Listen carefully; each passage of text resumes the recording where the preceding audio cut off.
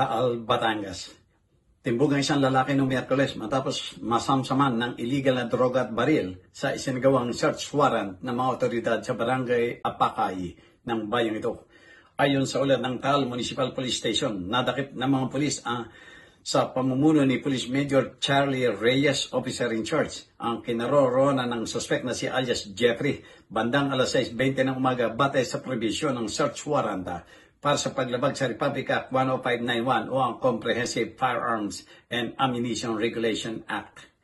Ang naturang utos sa inisyo ni Executive Judge Angelinang Maylong Orendain ng Regional Trial Court, 4th Judicial Region ng Calamba City noong Agosto 14. Nakuha mula sa tahanan ng suspect ang isang baril na caliber 38 na walang serial number, 3 bala, hinihinalang shabu na may bigat na 2.57 gramo at tinatayang nakakalaga ng 17,467 pesos at iba pang drug paraphernalia.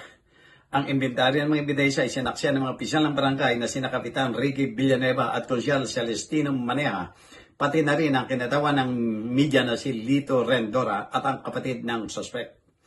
Gumamit din ng alternative recording device ang mga pulis habang isinasagawa ang operasyon. Kasalukuyang nakakulong ang suspect sa custodial facility ng Taal Municipal Police Station at naharap sa mga kasong paglabag sa Republic Act 10591 at Republic Act 9165 o ang Comprehensive Dangerous Drugs Act of 2002. Para sa journalnews.com.ph, Cesar Jojo Magsumbol, People's Tonight.